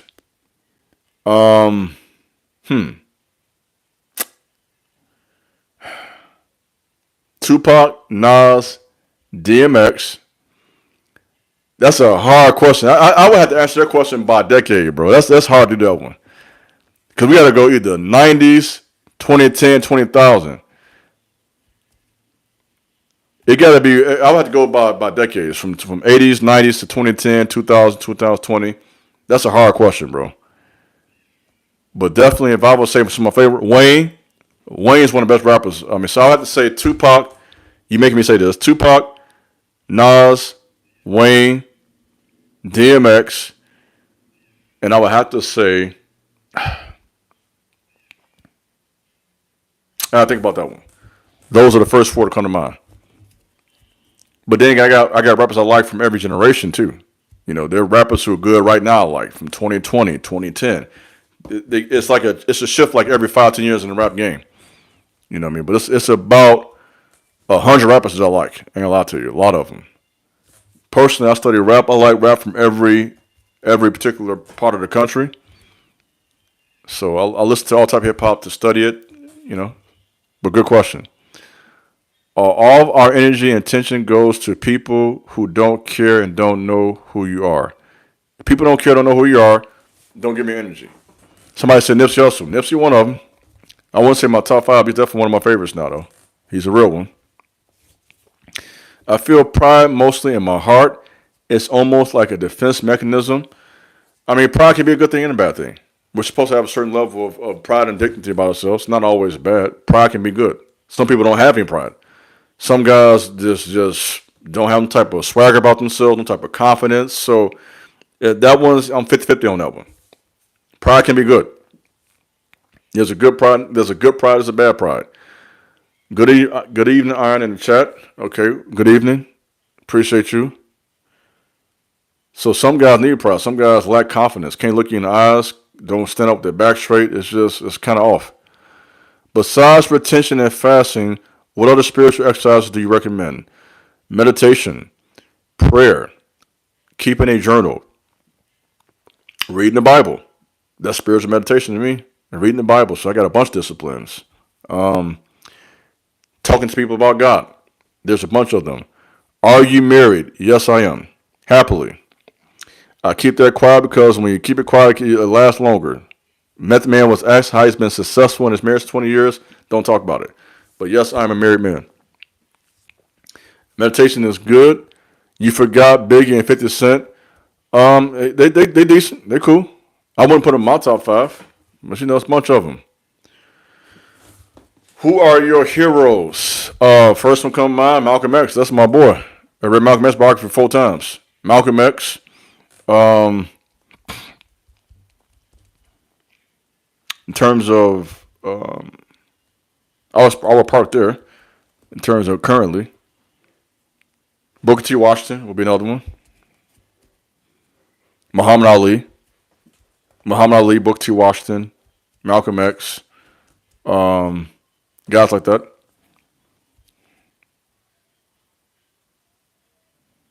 Somebody said Medgar Evers. He cool. Do you still live in Chicago? No, I moved 5 years ago for safety. I was on the west side. It was not safe at all. I got from over there. Got out that gym quick. Thank God. That's why I said survive in Chicago. So Chicago is, depending on where you're living, is insane. So I was on the west side. The story, I didn't even talk about the story. I'll tell you a story about the west side. It was bad. The west side is crazy. The word says that pride comes before destruction. I believe you can maintain your, okay, we're going to quote the Bible. I know the Bible too, but thanks for the Bible verse. Appreciate you. Word. It's recommended to break your fast with soft foods or fruit. I break mine with anything though. Whatever floats your boat. Different strokes, different folks. Good questions. Weed is good for you if you're legal in your state. Hey, man, if that's what you want to do, bro, good for you. I'm not doing it. I ain't mad at you. If you want to smoke weed every day, go for it. I'm talking about what I'm going to do. You feel me? Do you believe in reincarnation? No, I do not. I do not believe. I believe when you to be absent from the body is to be present with the Lord. So I believe in heaven and hell after life. Life after death, heaven and hell. People say vagabond spirit in New York City and Chicago. Vagabond spirits are all over the world. So yes, I believe in life after death. I believe in heaven and I believe in hell. What is the population in Chicago? A lot. Millions. What is your favorite book in the Bible? Now that's a good question. I have to think about that one. Man, I don't know. I mean, I like the whole Bible. Probably if I had this off the top of my head, Psalms. That's one I read a lot. Book of Psalms, I read a lot. I read the whole Bible, obviously, several times. But Psalms, Exodus is a favorite book of mine. Coming out of bondage, I like that book. Of course, the whole Bible, Genesis, a lot of concepts of the Hebrews, Abraham, Isaac, Jacob, the history. Then the New Testament, of course, with the Messiah, the miracles, the book of Acts, the church. Ecclesiastes about life. So that's a hard question to answer. But, I mean, there's several books, you know. I like Proverbs. Somebody said Job. That's a good one. Some of y'all going through a Job experience right now. You know, some of y'all, life has been like a Job experience for you. So that's you, man. Stay strong. Real talk. Somebody like Proverbs. Proverbs is good. Got any tips to find a mentor? You're looking at one right now. Big bro. Tap in. ironandsoul.com. Yeah. You hear me? Looking at one. How old were you when you moved from your hometown? I left Maywood, Bellwood at like 15. I ain't been there since. So when I was a shorty, one of the best decisions I made. I got out of Bellwood, Maywood when I was about 15. Have not lived there since. None against them, by the way. If you're from Maywood, Bellwood, listen to this. Shout out to the town. But 15, 16. Who are your favorite characters in the Bible? That's easy. King David, Joseph, Daniel, Moses, and who else can I say? Those are ones right away. That's an easy one for me to answer. So David, Joseph. My favorite two are Joseph and David. Those are my boys. I'm locked in with them. Joseph being we're not talking about Jesus' father. We're talking about Joseph in the book of Genesis.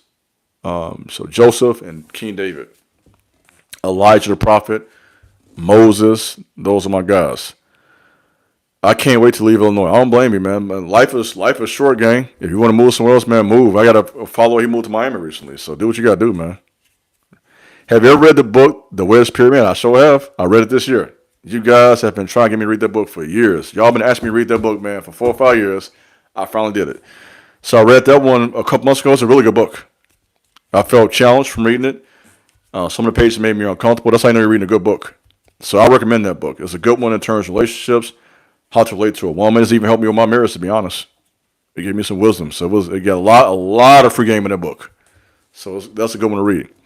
Somebody said Apostle Paul was a doff in the Bible. He be clowning. Apostle Paul was very smart. Paul was a genius. Would you ever move to another country? Probably not. I'm not that adventurous. I wouldn't mind visiting a lot of countries. Obviously, I want to go to the continent of Africa at some point, being an African American. Do you have friends, brother? No, I do not. I do not have any friends. I am a friendless man. So, even though I'm a friendly man, so that's weird. Are you Etritian? To my Nipsey's tribe? I probably am. I look at Nipsey Hussle, man. We got a lot of similar features. So whatever tribe you're from, bro, I might be from that tribe, gang. Real talk. I'm supposed to do that DNA test or whatever you call it, that to find out what tribe you're from. I need to do that, but probably am. I'm probably from that same tribe, gang. I don't have any friends. No, big bro don't have any friends, but I'm friendless. Friendly big bro.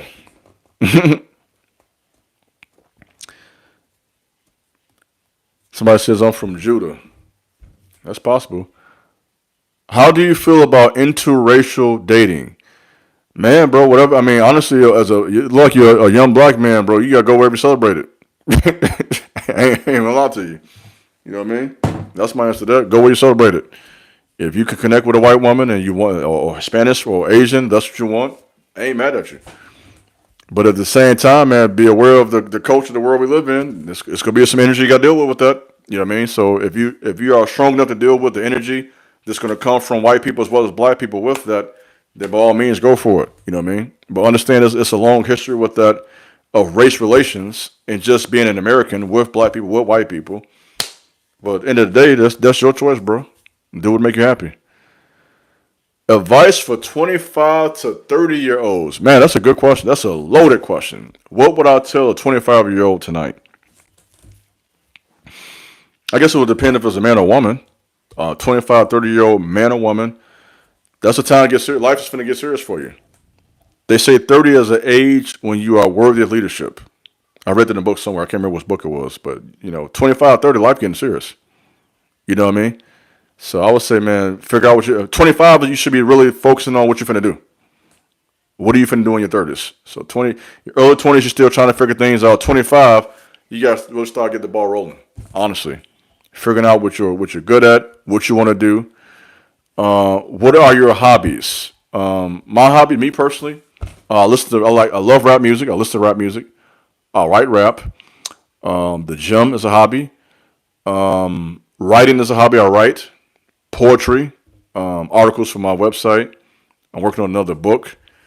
So writing, music, particularly hip hop. I love hip hop. I'm a hip hop head. Weights. I'm in the gym 4, sometimes 6 times a week. So those are some of my hobbies. Have you ever faced your demons to overcome them? Yeah, that's why I'm here to talk to you today. I faced a bunch of them. I haven't defeated all of them. I've defeated a bunch of them. Do you invest into the stock market or also hold any assets? No, I do not invest in the stock market, but it wouldn't be a bad idea. I suggest if you want to learn about that, go for it. Somebody says, I'm thinking about going to college while doing content. Nothing wrong with that. There's some people who are against college. I mean, I went to college. It was for me. It's not for everybody, but it's for some people. So nothing wrong with going through a structured program to learn some skills. So if that's what you want to do, go for it. And yeah, do some content while you're doing that. Why not? Content is hot right now. So if you get online and you're good at this type of stuff, do you have children? I got 3. Two girls, 1 boy. 3 babies. Got 3 of them. Papa Iron.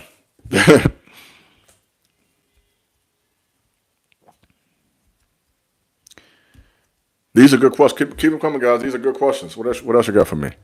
Your laugh is contagious. You must be a funny guy. No disrespect. I crack jokes all the time, bro. I'll be serious with y'all on these lives. I need to start being myself. I'm a jokester. I'm gonna be honest with you. I've been lying to you. I crack jokes all the time.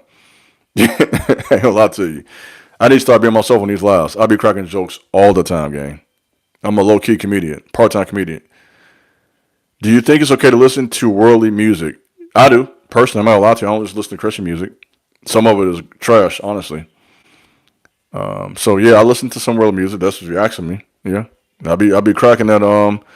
Depending on what day it is. I listen to Kendrick. DNA. I'll be turned up in my DNA. You hear me? Saying I'm not allowed to. You want me to lie to you? I just listen to gospel? No. Somebody said, want to hear the jokes. I'm not like I'm a lie. Yeah, man. I'm just listening to gospel music. I listen to gospel music. Don't get me wrong. I like gospel. I like Kurt Franklin. I like Lecrae, Christian rap. He's a good one at it. You see what I'm saying? But that's not all I listen to. I ain't gonna lie to you. I listen to rock sometimes as a black dude. Not gonna lie. Ain't nothing wrong with that. Some rock. I listen to rock and roll sometimes, depending on what mood I'm in. If I'm working out, like if I'm in the gym, and I want to get turned up. I got some rock and roll on my playlist. I ain't gonna lie to you. I'm not even gonna cap with you. There's a lot of similarities between rap. Can't get my words out. Tongue tied. There's a similarity between the rap energy and the rock and roll energy. Same energy. It's just that young man aggression. So I'm with that. King Jabez Jr. is in good hands. Society needs more strong fathers like you, bro. Oh, I appreciate that, man. Real talk. Appreciate you, bro. Somebody says I'm not religious. Okay, that's good. I'm with you. Me neither. The funniest thing I've heard you say is that I got the whole message when you was talking about church tried to put them spiritual food out. Right.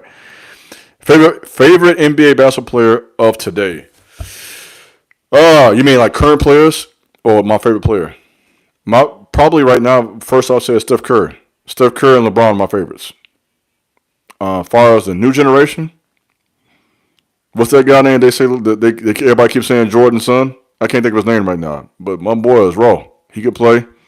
Who's the current players like in this, like the young generation? It's a bunch of them. But that guy they say is Jordan's son, that boy got game.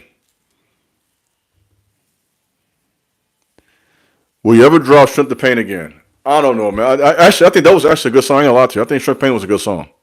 Anthony Edwards. That's what I think about. Anthony Edwards, he got game. I might, bro. I don't know. It's funny you ask that question. I've been listening to my old music lately because I'm working on some music right now. I'm working. Y'all been asking me, I'm still doing rap music. I still do rap music. I'm in a process now. I'm trying to work and really develop it and do it the right way. I'm not gonna just put it out there. So right now I'm grinding privately. I got beats on my phone. I'm at home practicing and working. But I got some songs I think were good. Shut the Pain was a good one, I think. That was one of my favorites. I think that one was good. I got about 4 or 5 of my old ones. I'm thinking about redoing and keeping. That's one of them. I like that one. Young Man Season. I need to tweak that one. King Season. I recorded 19 songs. I got like 5 that I think were really decent that I need to tweak because I'm hard on myself. You know what I'm saying? So I'm not gonna put anything out there. But that's definitely one of them.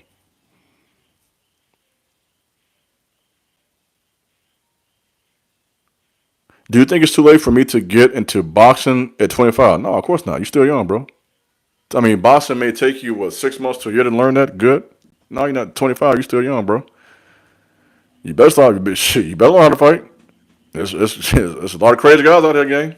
We living in the last day. I'm telling you, we living in the last days. I suggest you men learn self-defense, my boy. Whether it be boxing or mixed martial arts, something, figure it out. So, yeah, no, you're not too old to learn at 25. Come on, man. We got to stop putting age limitations on stuff, bro. But just if you feel like you got the strength to do it, do it. You see what I'm saying? Don't put age on that. We get sometimes too caught up on age. You see what I'm saying? But no, 25, you still learn how to box. These are good questions you guys are asking, by the way. I appreciate that. I'm going to give you an honest answer, be myself. Not going to try to hold back. Appreciate you guys who are tapping in for this live. I'm going to do more of these going forward. If you ever need some female backing vocals, I appreciate you. I'll keep that in mind. Because all those different layers are helpful. You need everything in a song. Sometimes it may be a woman's voice, sometimes a man's voice. Somebody said just be ready to get punched. Not if you can duck. Duh. The whole idea is not to get punched. Have you ever been with a woman from another ethnicity? You keep asking that question again. Yes, I have. I had a white girlfriend in college. I ain't gonna lie to you. And me personally, the energy I was getting from both races was hard for me personally. The energy I was getting from my family as well as white people and black people, it was difficult for me. And so I decided, okay, this ain't for me. But again, that's me, bro. I mean, I can't. Again, I'm not telling anybody what to do. If you want to go down that path, that's cool. But me personally, I was interested. I'm a young man. You got a woman you're into. It is what it is. You know what I mean? You see somebody you're into them. It's that. But yeah, it didn't work out. And I ain't mad, to be honest. Are there any movies you watched recently or in the past with spiritual messages? I haven't watched any movies in a while. I watched a lot of documentaries. Right now I'm watching Kanye West documentary online. And I was just watching, who was I watching yesterday? It's this guy on YouTube, you've probably seen him, Trap Lord Ross. He's a white guy from UK. He has really good documentaries on rappers. He did one on NBA Youngboy, did one on King Von. So he has one he's doing now. It's 6 hours long. He did a 6-hour long documentary on the 600 block in Chicago. That's what 600 Breezy from, a lot of those rappers, L.A. Capone, all those guys. So I'm like an hour in on that one. So I'm watching that right now. I'm trying to get some messages from that.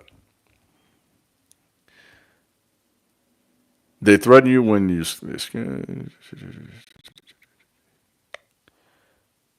Would you ever go skydiving? Probably not. Somebody said I seen him on Vlad TV.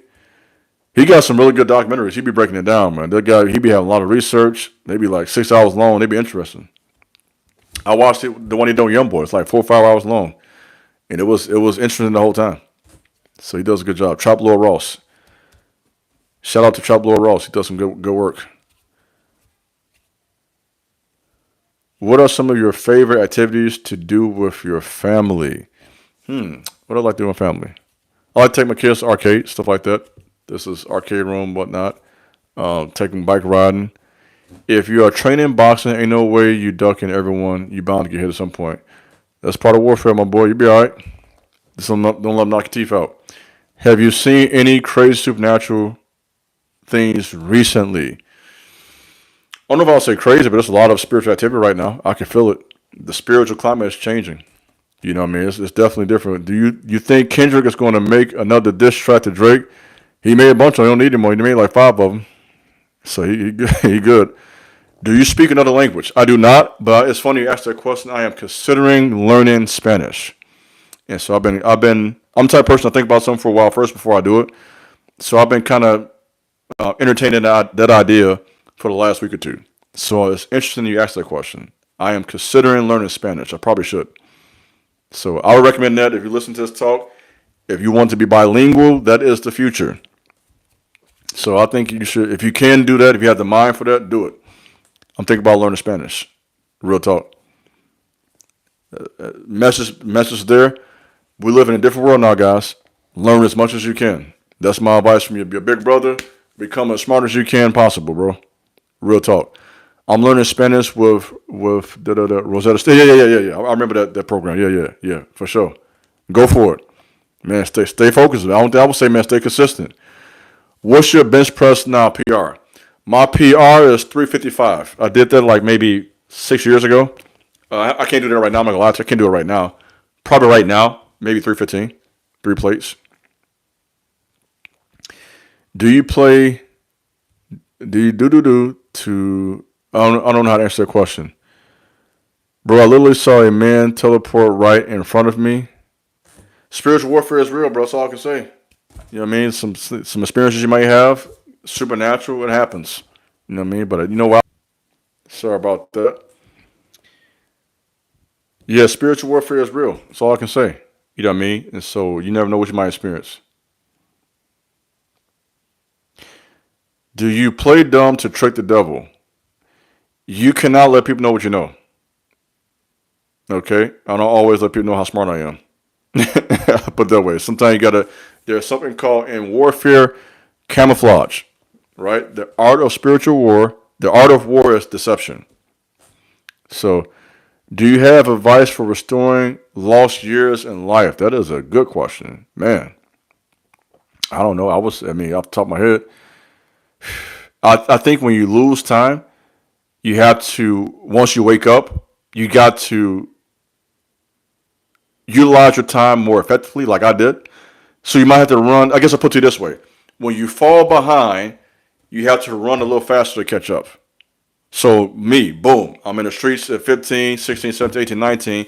So when I was 20, I ran fast and I caught up. True story. I graduated from college when I was 26. That's around the same time the guys I grew up with graduated as well. So guys who were not even in the streets, I ended up catching up with them. You see what I'm saying? So when you fall behind in life, my life experience, run a little faster. What do I mean by that? Be a little more focused, be about your business. And, I'll put it this way. When you're focused and determined, you can go really far in a short amount of time. So a focused man, a focused woman can get more done in a year or two than a distracted man in 4 or 5 years. So just lock in. That's all you got to do. Lock in. You'll be amazed how much you can do in a year or two just being focused. Real talk. So no, don't ever feel like you're behind. Just you're right where you're supposed to be. If you feel like you're behind, just lock in. That's all you got to do. Go a little harder. Any good books to read on marriage? The 5 Love Languages is a good one. I recommend that one. A lot of books I read were Christian based. And those are not always the best recommendations, I'll be honest with you at this point. Because a lot of those marriages don't succeed. That's the side of the story they don't tell. You know what I mean? So there's a stigma sometimes in the so-called Christian marriage that makes the sex life bad, that makes it kind of awkward. So I wouldn't even recommend some of those books, to be honest with you. But 5 Love Languages is a good one. I recommend that one. Can you say my name? Aria. Okay, I think that's how you pronounce it. Aria. Hopefully I said that right. Aria. Stay locked in. Yeah, I said your name. But hopefully we're good.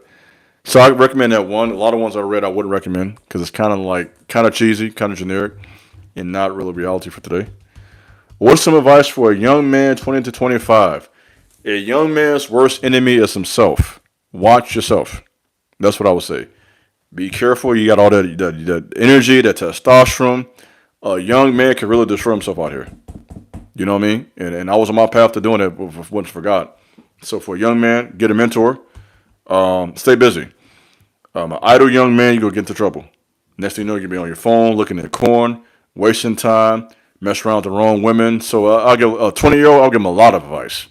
Be careful with the women you select. Don't waste your time. Don't be on your phone all day because you get lost in that and mess your mind up. You know what I mean? Work hard. Figure out what your passions are. You know what I mean? Put your effort. In other words, the strength you have as a young man, put that strength into something. Don't waste your youth. Don't waste it. That's my advice. You know what I mean? Don't waste it. Utilize that time to get something. You got that strength and that energy for a reason to build something. So figure out what you want to do and go after it. Get on your grind. Don't waste some years. Don't think I'm young, so I got time to waste. That's what people be thinking. Don't think that. That's your time to really get active. You know what I mean? Get active and build something. You know what I mean? All right, well, guys, ladies, I gotta go. I appreciate you all checking in for this live. I think we're about 2 hours in. So gratitude for everybody who's been here. I appreciate you. Talk to y'all soon. God bless. Peace.